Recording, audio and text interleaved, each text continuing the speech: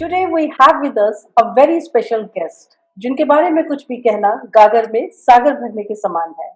तो चलिए गपशप के जरिए जानते हैं बहुमुखी प्रतिभा की धनी श्रीमती अर्चना गर्ग को। नमस्ते। नमस्ते अर्चना जी। तो पहले तो आप अपने नमस्कार। बचपन के बारे में कुछ बताइए।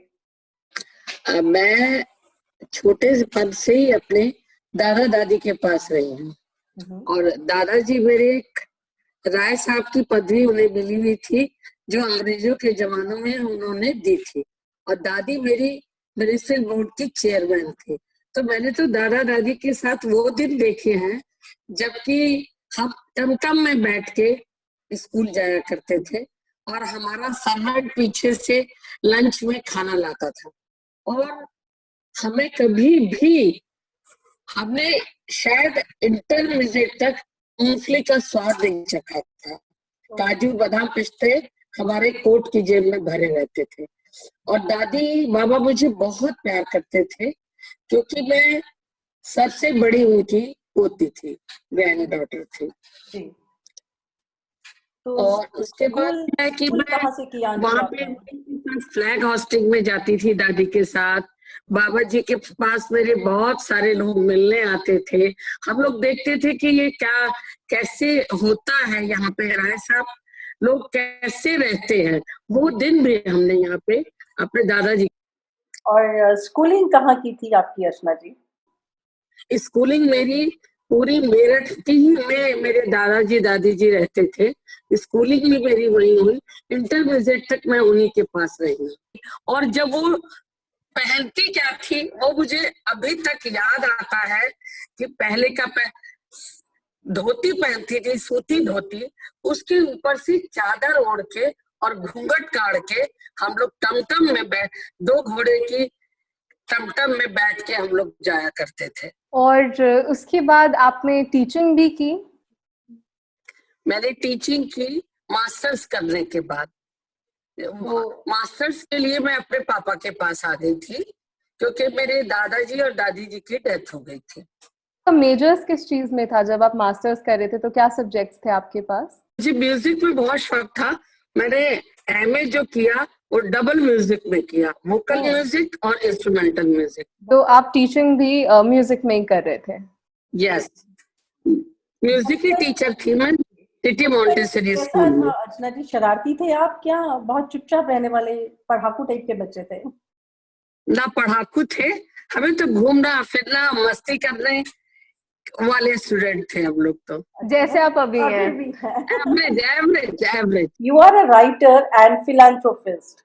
तो ये जो समाज सेविका बनी आप और समाज सेवा की तरफ आपका रुझान गया, ये कब और कैसे हुआ? जब मेरे बच्चे छोटे छोटे थे तभी हम लोग लॉयंस क्लब भारत विकास परिषद से जुड़े थे। आज से 30 साल पहले, 32 साल पहले। तभी से हम दोनों को ही बहुत शौक था कि किस गरीब की कैसे सेवा कर सकते हैं। और हम जबकि हमारे बच्चे छोटे छोटे थे तो बच्चों को हम घर में रख के चले जाते थे कि हमारी सास थी तो उनके पास रख के चले गए कि भाई चलो आज आज यहाँ जाना है, आज हमें ये प्रोग्राम करना है, आज स्कूल के बच्चों के साथ समूह गान प्रतियोगिता करनी है। वही आपका जो शौक है वो बढ़ते बढ़ते आज इस लेवल तक आ गया। इस लेवल, क्योंकि बचपन से ही मेरा शौक था कि मैं कुछ समाज की सेवा कर सकूं। में बहुत अच्छा शौक है क्योंकि समाज की सेवा से ही आप खुद के लिए अपना कुछ करते हैं, क्योंकि जब समाज बढ़ता है तो हम खुद बढ़ते हैं। हमने आपको स्टेज पे बहुत बार देखा है, परफॉर्मेंस करते हुए भी देखा है और जाहिर सी बात है रिहर्सल्स में भी देखा है। अच्छा, जब हम आपको रिहर्सल्स में देखते हैं ना तो आपके आसपास जितने भी लोग होते हैं वो सारे एंजॉय कर रहे होते हैं। तो जो ये एनर्जी है, जो ये पॉजिटिविटी है, इसका राज क्या है? मैं कोई भी काम करती हूँ तो बड़ी लगन से मुझे लगता है कि मैं अगर कुछ भी काम कर रही हूँ तो वो पूरी तरह से ठीक होना चाहिए। ऐसा नहीं कि काम तो हम कुछ कर रहे हैं, दिमाग कहीं और लगा हुआ है हमारा। जो भी काम करो उसको मन से काम 100% देकर। बिल्कुल। अच्छा, विभिन्न क्षेत्रों में और विभिन्न स्तरों पर आपको इतने ज्यादा अवार्ड से सम्मानित किया जा चुका है कि मुझे लगता है कि आप कहीं भी जाती हैं तो अवार्ड भाग कर आपकी तरफ आने के लिए खुद ही उत्सुक हो जाता है।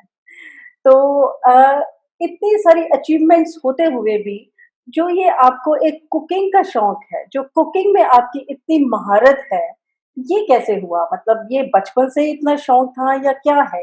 इतने बड़े-बड़े आप कॉम्पिटिशन्स ऑर्गेनाइज़ करती हैं, आपने खुद विन किए हैं और कितने ही बड़े-बड़े स्तर पर आप कितना कुछ कर चुकी हैं इसके अंदर, क्लासेस भी ले। मुझे कुकिंग का बचपन से ही शौक था। जब हम छोटे थे तो अपनी मम्मी के साथ कहते थे मम्मी हमें भी बताओ क्या बना रही हो आप। वो कहती नहीं नहीं तुम पढ़ाई करो, तुम्हें यहाँ पे किचन में लगने का शौक मत करो। नहीं, हम कहते नहीं हमें बताओ कि क्या बना रही हो आप, कैसे बना रही हो। तो मैं अपनी मम्मी के साथ जब होता था दादी के साथ मम्मी के साथ किचन में लगी रहती। वो धीरे धीरे शौक बढ़ता गया और बीए में मेरे पास होम साइंस एक सब्जेक्ट भी था। जी। तो मुझे कुकिंग का तो बचपन से ही बहुत शौक है और अभी तक वो शौक बरकरार है। सोचती हूँ जब तक मेरी लाइफ है तब तक कुकिंग तो मेरा पैशन ही है। मैंने आपको खाना बनाते भी देखा है, प्रोफेशनल लेवल्स पे बहुत बड़ी-बड़ी अचीवमेंट्स भी उसमें हासिल करते देखा है, कॉम्पिटिशन्स हेल्ड करते भी देखा है और एक आपकी बहुत बड़ी ख़ासियत है कि आप उसको जो खाने को प्रेज़ेंट करती हैं और जिस प्यार और मनुहार से आप खिलाती हैं, तो वो तो मुझे मतलब कला, संस्कृति और आपके मन के कंपैशन हर चीज़ का उसमें एक संगम नज़र आता है। तो वो चीज़ें बहुत प्रेरित करती हैं। ये आप बैलेंस कैसे बनाते हो? कहाँ आप इतनी फिलैंथ्रोपिस्ट, आपका इतना समाज सेवा की तरफ ध्यान और कहाँ आप एजुकेशनल लाइन के साथ जुड़ी हैं, you are a writer also और फिर एकदम से कुकिंग, तो ये इतना बैलेंस कैसे बनता है और टाइम कैसे निकालते हैं इन सब के लिए? देखिए जिस चीज का आदमी को शौक होता है उसको वो टाइम भी निकाल लेता है। मुझे ये पता है कि आज मुझे लड्डू बनाने हैं या मठरी बनानी है या कोई चीज बनानी है तो मैं रात को 10 बजे भी शुरू कर दूंगी। अगर दिन में टाइम नहीं मिला तो मैं रात को बनाना शुरू कर दूंगी क्योंकि नींद नहीं आ रही है, चलो यही काम कर लो। जब तक 2 घंटा क्यों मोबाइल देखो, क्या करो, चलो ये काम करते हैं। कुछ कुछ नया बनाते हैं, आज कुछ अलग तरीके की मठरी बनाते हैं, आज कुछ अलग तरीके के लड्डू बनाते हैं। कुछ नया चीज बनाने का मेरे को बहुत शौक है कि उसमें क्या इनोवेशन हो सकता है। जैसे सब लोग दाल चावल रोटी खाते हैं, मैं भी वही खाती हूँ। कोई स्पेशल चीज मैं नहीं खाती हूँ, लेकिन ये जरूर है कि मैं जो भी काम करती हूँ बहुत मन से, मतलब खाना भी बनाना बहुत मन से होता है। कोई भी काम मेरा मन से जब नो आपका डाउट। काम होगा तो पॉजिटिविटी अपने आप। अर्चना जी, जैसे आप इनर व्हील के लिए मेलबर्न गई थी, ऑस्ट्रेलिया गई थी, वहाँ पे आपको अवार्ड दिया था, तो उस एक्सपीरियंस के बारे में आप कुछ बता सकते हैं? आपने इंडिया को रिप्रेजेंट किया एक दूसरे देश में, तो प्राउड की feeling I, how was it? वहां ऑस्ट्रेलिया जाके बहुत अच्छा लगा मुझे क्योंकि इतने वहां पे 80 कंट्रीज आए हुए थे और सबके साथ इंटरेक्शन हुआ हमारा। इंडिया के सबसे ज्यादा लोग वहां पहुंचे हुए थे। किसी किसी देश से 50 आए, किसी से 40 आए, किसी से 30 आए। हमारे इंडिया से 400 लोग वहां पे पहुंचे। वाओ, तो इतना अच्छा लगा कि हमारा इंडिया सबसे ज्यादा लोगों के साथ यहाँ प्रेजेंट कर रहा है। ईश्वर की कृपा है कि सब जहाँ पे भी जाओ लोग पूछते हैं काम, और काम प्यारा होता है। जैसे हम कुछ भी काम करते हैं तो लोग हमें पूछेंगे, अगर हम कुछ नहीं करेंगे तो लोग हमें कहाँ से जानेंगे, कहाँ पूछेंगे। जब आप टीचिंग करते थे तो जी, तो अर्चना जी कैसे जी मतलब बच्चों के साथ स्ट्रिक्ट रहते थे या बहुत प्यार से या दोस्त? उसके साथ में बहुत लीनियंट थे। मैंने कभी उनको मारा नहीं, पीटा नहीं, प्यार से ही उन्हें पढ़ाया हमेशा कि नहीं बच्चों ये अभी नहीं समझ में आ रहा, कोई बात नहीं, एक बार फिर से पूछ लो, एक बार फिर से याद करो। आज नहीं समझ में आ रहा, कल समझ में आएगा, कभी ना कभी तो समझ में आएगा ही। बिल्कुल, अगर आप बिल्कुल, बच्चों को मारोगे पीटोगे तो वो डर जाएगा आपके साथ, ना वो कभी एब्सोल्यूटली। बात करेगा, ना आपसे कभी कुछ पूछेगा। इसलिए बच्चों को प्यार से, कोई बात नहीं, आज नहीं समझ में आ रहा कल आएगा, कभी ना कभी तो आएगा ही समझ में। जी।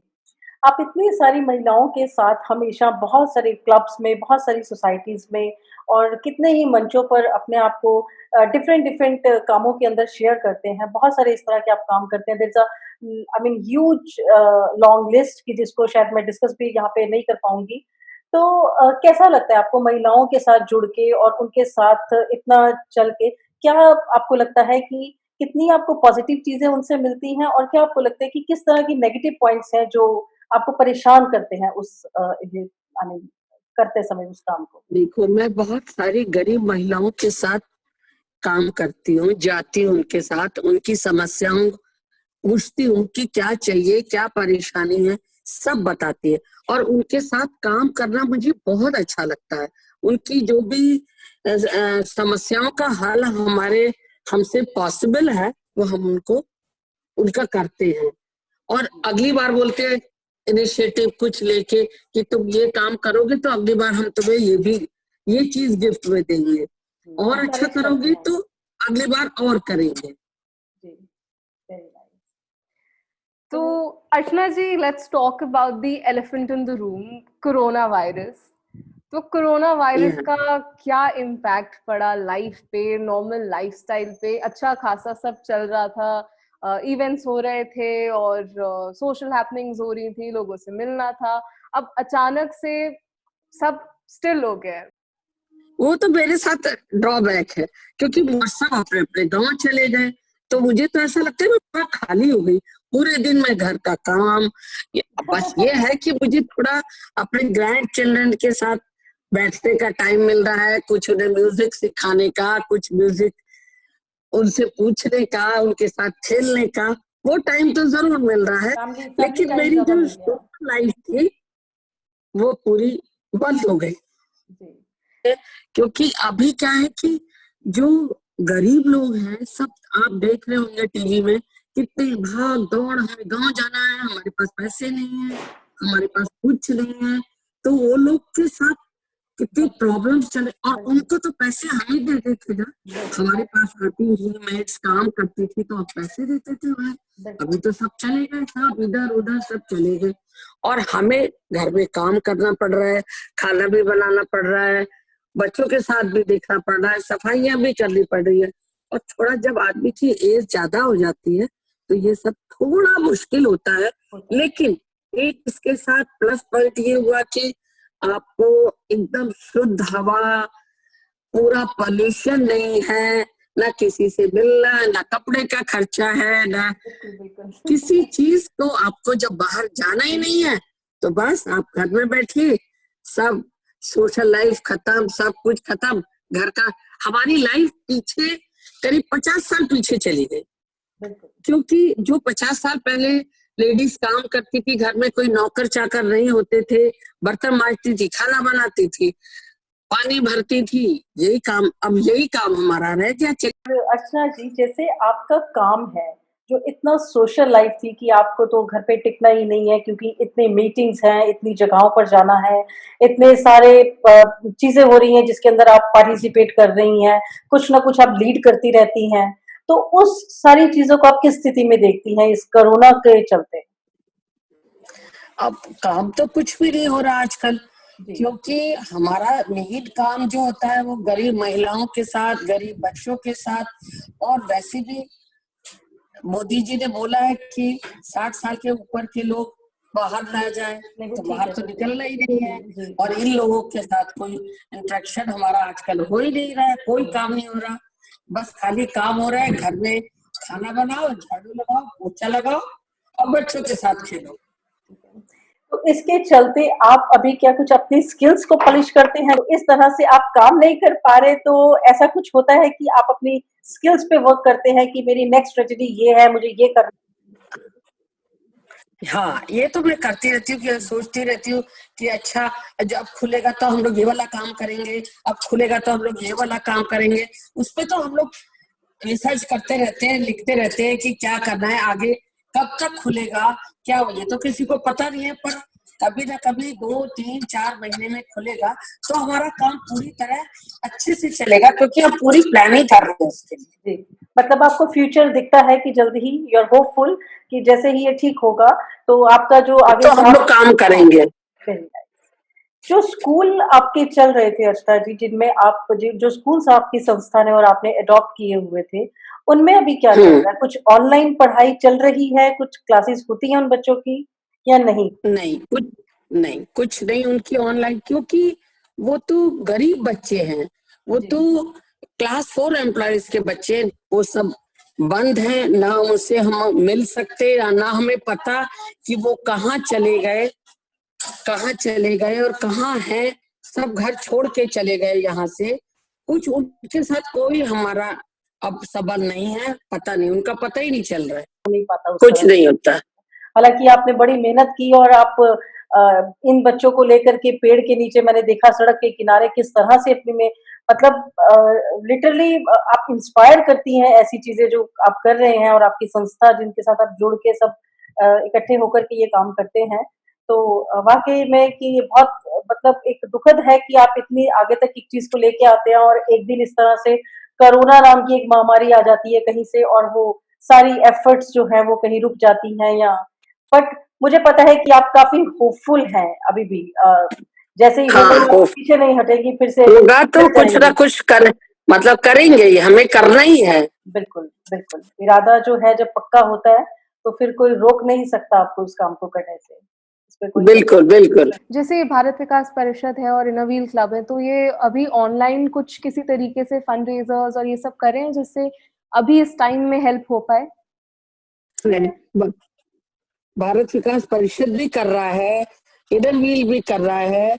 हाँ, भारत विकास परिषद ने अभी दिल्ली ईस्ट ने 5 लाख रुपए मोदी जी के फंड में डाले हैं, और इसी तरह इनोव्हील वालों ने भी डाले हैं, पूरे डिस्ट्रिक्ट के लिए डाले गए हैं। वेरी और एक ये डॉक्टर अमित कर्नल अमित हैं, वो का एक संस्था चला रहे हैं, तो उनके साथ भी हम जुड़े हुए हैं। वो उन्होंने बहुत लाखों रुपए का फंड रेजिंग करके और सूखा राशन लोगों को बांट रहे हैं। दिल्ली में ही रीच आउट कर रहे हैं या पूरे स्टेट्स में, पूरे ऑल ओवर इंडिया? नहीं, सिर्फ नोएडा। अपने अपने जोनल एरिया के अंदर जहाँ अपने पे एरिया वो है। में। आज आपको लगता है कि आज के दिन में आपने 2 या 3 कोई ऐसी चीजें की हो जो आपको खुद लगे कि मैं अपनी आज पीठ थपथपाती हूँ इसके लिए कि आज के दिन में लॉकडाउन के टाइम पे घर रहते हुए मैंने आज कुछ ऐसे वाले 2 या 3 ऐसे कुछ काम किए, ऐसे कोई काम बताइए जो आपको लगे आज आपने किए? देखिए, सबसे बड़ी खुशी तो मुझे ये हो रही है कि मैं 25-30 साल से मेरा म्यूजिक छूटा हुआ था। जी, मैंने लॉकडाउन के पहले ही ये बच्चे आए हुए थे, तो मैंने सोचा था कि मैं एक हारमोनियम खरीदती हूँ, जी। तो मैंने हारमोनियम पहले ही खरीद लिया और मैं उसकी प्रैक्टिस कर रही थी। तो ये छोटे छोटे बच्चों को मैं हारमोनियम आजकल सिखा रही हूँ, तो मुझे बड़ा अच्छा लग रहा है कि इन बच्चों को भी सिखा रही हूँ, और इसी बहाने मेरा भी थोड़ा, जो मैं भूल गई हूँ, पिछला सब भूल गई हूँ, वो मुझे थोड़ा थोड़ा याद आ जाएगा। क्योंकि ये सब, अपने म्यूजिक तो मेरा सब्जेक्ट था, लेकिन अभी 30-40 सालों में सब छूट गया। घर गृहस्थी ये वो तो सब खत्म हो गया था, तो ये दोबारा से स्टार्ट हो गया। इसके लिए मुझे बहुत खुशी हो रही है कि चलो दोबारा से तो शुरू हुआ कुछ घर में रह के। तो आज का ये हमारा सेशन अर्चना जी के साथ बहुत ही अमेजिंग और वंडरफुल था। मैं और निधि जी तो बहुत इंस्पायर्ड फील कर रहे हैं एक ऐसी हस्ती से बात करके जो सोशल अपलिफ्टिंग करते हैं, अंडर प्रिविलेज्ड बच्चों के साथ काम करते हैं, बड़ों के साथ काम करते हैं, वो टीचिंग भी कर चुके हैं और कुकिंग के अंदर मास्टर हैं हो गया। सो आई थिंक स्किल्स का अरे इनका कभी कम नहीं पड़ने वाला। और it was really wonderful speaking with you Archana ji. और मुझे भी एक बात कहनी है खास करके कि आप घर से बाहर जाकर के और जिस तरह के सामाजिक लेवल पर या जो भी आप अपने प्रोफेशनल काम करती हैं, उसमें तो आपकी अचीवमेंट्स का कोई अंत ही नहीं है। आपने बहुत कुछ अचीव किया, उसके लिए तो आपको जगह-जगह से सम्मान भी मिले। लेकिन पर्सनल लेवल पर जो मुझे लगता है, मैं आपसे जब भी मिली हूँ या जब भी मेरा आपको कभी देखना हुआ, तो आप मुझे एक व्यक्तिगत तौर पे बहुत इंस्पायर करते हैं। मतलब इतनी पॉजिटिविटी, इतनी सोच के अंदर सकारात्मकता और एक ऐसी वाइब्स आती हैं आपके पास से कि शायद आपसे हर दिन कोई ना कोई आदमी जब भी मिलेगा कुछ ना कुछ सीख सकता है। तो हम प्रार्थना करते हैं कि भगवान आपको बहुत अच्छी हेल्थ दे, आपको बहुत लंबी आयु दे, और आपका जो ये जोश है और जिस तरह से आपका ये इतना अच्छा-सा मन है कि जिसके साथ आप लग के और जुड़ के अपने समाज के साथ ये काम करते हैं, ये करते रहें और हम जैसों को हमेशा इंस्पायर करते रहें। जो आपका प्यार है, जो आप मुझे इतना प्यार करती हैं, सब कुछ मुझे तो तो मैं देख के बहुत मैं इंस्पायर होती हूँ कि भाई निधि इतना काम करती है, इतना काम करती है, मुझे उसका 1% तो मुझे भी कुछ करना चाहिए। निधि पूरी पूरी रात जाग के काम करती है। ये आपका बड़प्पन है जो आप ऐसा कह रहे हैं। आप जैसे लोगों से मिलना और सीखने का जो मौका होता है, आपको जानने का, ये बहुत ही एक सौभाग्य की बात है जो हमें मिला। तो आपसे बात करने के लिए बहुत बहुत शुक्रिया। Thank you so much. Thank you. धन्यवाद निधि जी।